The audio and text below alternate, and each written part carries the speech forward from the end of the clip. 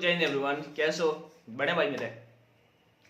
मैं बात करने वाला हूँ उन सभी कैंडिडेट के बारे में जो इंडियन नेवी, एसएसआर और एमआर की फाइनल मेरिट का वेट कर रहे हैं बेसिकली। और कुछ कैंडिडेट जो इंडियन नेवी की प्रिपरेशन कर रहे हैं, रिक्रूटमेंट कब तक आ सकता है उस बारे पे भी अपन डिस्कस करेंगे। आप सभी का और कोई भी डाउट आ रहा है तो आप कमेंट सेक्शन पे आस्क कर लीजिएगा, ठीक है। मैं आपको पहले एक बात बता देता हूँ। बेसिकली होगा क्या कि पहले इंडियन कोस्ट गार्ड का मेरिट आएगा और उसके बाद इंडियन नेवी का मेरिट आएगा।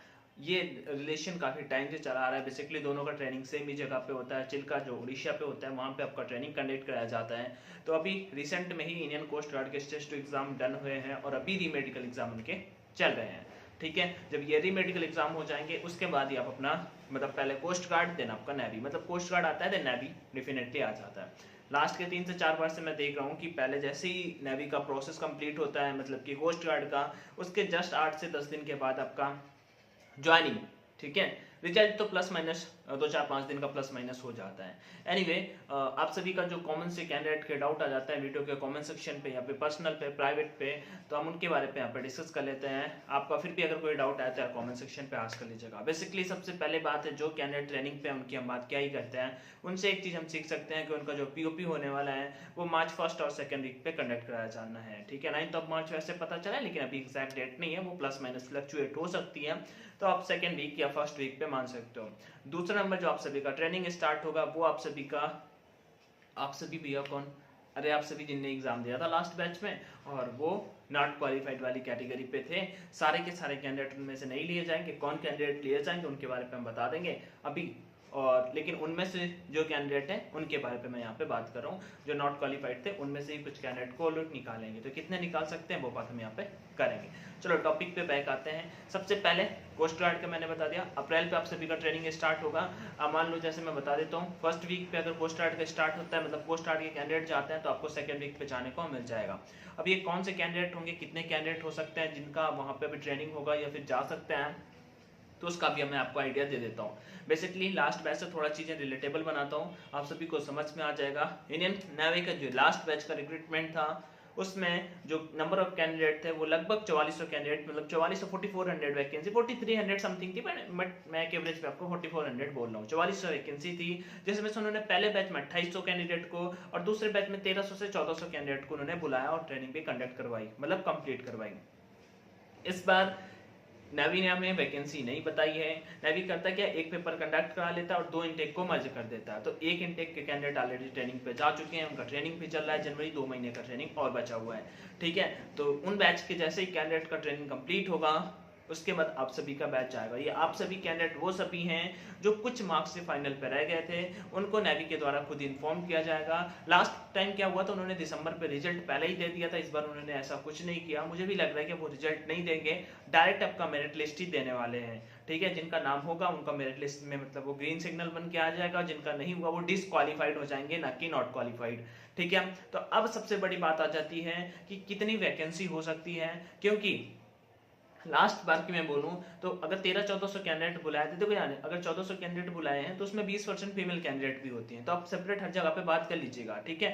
4400 वैकेंसी मैंने बोली तो उसमें 800 फीमेल कैंडिडेट थी, ठीक है। बाकी रेस्ट ऑफ जो थे वो मेल कैंडिडेट थे, ठीक है। तो ऐसे ही इस बार भी मुझे लगता है इससे कम वैकेंसी तो किसी भी कंडीशन पे नहीं होंगी। उसके बाद दूसरे नंबर पे अगर आ जाते हैं कि अब ये जो कितने कैंडिडेट बुला सकते हैं, अभी फिलहाल जो मैं चिल्का में बता दूं जो कैंडिडेट ट्रेनिंग कर रहे हैं वो 2700 से 2800 कैंडिडेट रिसेंट में ट्रेनिंग कर रहे हैं, जिसमें 300-350 लगभग फीमेल कैंडिडेट हैं और जो बाकी जो कैंडिडेट है वो मेल कैंडिडेट है, 2300 से 2400। एक आइडिया आपको दे रहा हूँ कि इतने, हाँ एग्जैक्ट मुझे डिजिट नहीं पता कि 2528 लड़के हैं, 398 लड़कियां हैं, एक एवरेज बता रहा हूँ आपको कि इतने लोग हैं वहां पे। जब इन लोगों का ट्रेनिंग कंप्लीट हो जाएगा देन नेक्स्ट बैच जाने वाला। अब बेसिकली अगर मैं लास्ट बैच के बेसिस पे बोलूं तो 1400 जैसे लड़के थे, 1300 से 1400 लड़कों को बुलाया गया था वहां पे, टोटल लोगों की मैं बात कर रहा हूँ वहां पे। तो उसमें से एमपी जैसे स्टेट का मुझे पता है कि 5 नंबर कट ऑफ कम पे सिलेक्शन हो गया था, एमपी जैसे स्टेट का, हाँ। और यूपी पे है तो फिर आप 3-4 नंबर अगर आपके कम है तो मुझे लग रहा है कि प्रोबेबल चांस है। हरियाणा से है तो आप 3-4 नंबर मान सकते हैं, क्योंकि हरियाणा पे 6-7 नंबर कहना बहुत होगा, क्योंकि इस बीच में बहुत सारे आपको लड़के देखने को मिल जाएंगे। उसके बाद सबसे बड़ा राजस्थान का भी सेम बोलूंगा, 3-4 नंबर आपके कट ऑफ से कम है। बिहार से आपके 2-4 नंबर तक अगर कम है तो बहुत ज्यादा चांसेस है कि आपका सिलेक्शन हो जाएगा, किसी के 7 से 8 नंबर कम है तो मुझे नहीं लग रहा है कि भाई इतना ज्यादा कट ऑफ कम होगा, क्योंकि वैकेंसी होता है वो स्टेट वाइज होता है। स्टेट वाइज होता है मतलब कि सेपरेट वैकेंसी वो लोग रखते हैं, ठीक है। If you come from UP भाई मेरे, तो आपके स्टेट का अगर मैं कहता हूँ वैकेंसी की बात कर लेता हूँ, फिर मैं आपके कट ऑफ का भी आइडिया आपको देता हूँ कि रिजल्ट कब आ रहा है कट ऑफ का भी। तो वैकेंसी रियली बताऊं तो जैसे आप हो ना, तो लास्ट बैच के जो कैंडिडेट हैं लास्ट वीक, मतलब पहले भी मुझे पता लगा था, इस बार भी अभी लास्ट वीक भी मेरे कैंडिडेट से बात हुई थी, ठीक है। तो मैं वैसे नहीं बता रहा हूँ कि मैं भाई प्रेडिक्ट कर रहा हूँ कि इतनी वैकेंसी रहेगी, बट अगर ऐसा होता है, मुझे पता लगा था भैया वो ट्रेनिंग पे बता रहे थे कि जैसे ही अप्रैल वाला बैच, मतलब कि ये मार्च में आपका पीओपी ओवर होगा, तो उसके बाद जो नेक्स्ट बैच आना है उसमें भी अच्छे खासे पोस्ट, मतलब कैंडिडेट इतने ही लड़के आ रहे हैं, ऐसा कुछ बोला था उनने। तो अगर 2700-2800 हो सकते हैं कैंडिडेट, तो जब लास्ट टाइम 1400 वैकेंसी पे 5 नंबर कट ऑफ किया था, तो 5-6 नंबर इस बार फिर मिनिमल आराम से हो ही जाएगा। तो जो कैंडिडेट 2-3 नंबर वाले आउट वाले हैं, उनके मुझे बहुत ज्यादा चांस लग रहे हैं कि आराम से हो जाएगा, ठीक है। और वैकेंसी फिर भी अगर एक आप एवरेज जानना चाहते हो तो लगभग 2500 पोस्ट तो रहने ही वाली है, ठीक है। तो ये चीज आपको मुझे बतानी थी कि वैकेंसी का आपको एक आइडिया दे देता हूँ, ठीक है। वैसे भी 1500 थी, इस बार थोड़ा सा ज्यादा ही पोस्ट आने का, मुझे ये एक नहीं मतलब काफी कैंडिडेट से पता चला है। ऐसे आके बस जस्ट वीडियो नहीं बनाया, पहले बना देता था, अब नहीं बनाया। तो ये चीज होगी, वैकेंसी का एक आइडिया आपको दे दिया। दूसरा नंबर, कितना किस स्टेट से कट ऑफ कम हो सकता है। तो अगर मैं साउथ के स्टेट की बात करूं, if you come from Kerala, if you come from Tamil Nadu, if you come from Odisha, ठीक है, देन डेफिनेटली आपके स्टेट के 4-5 नंबर कम होना बिल्कुल लॉजिकल है, इतना हो जाएगा। गुजरात से आते हैं तो फिर मोस्टली कैंडिडेट का 5-6 नंबर भी कम हो सकते हैं, क्योंकि वहां पे नंबर ऑफ कैंडिडेट कम होते हैं। But if you come from Haryana, Rajasthan, MP, Bihar, UP, then definitely भाई मेरे आपको थोड़ा सा, क्योंकि वो हर जगह पे कैंडिडेट होते हैं, हर पॉइंट पे कैंडिडेट होता है, तो वहां पे थोड़ा सा डिफिकल्ट हो सकता है, बाकी और कुछ खास नहीं होने वाला।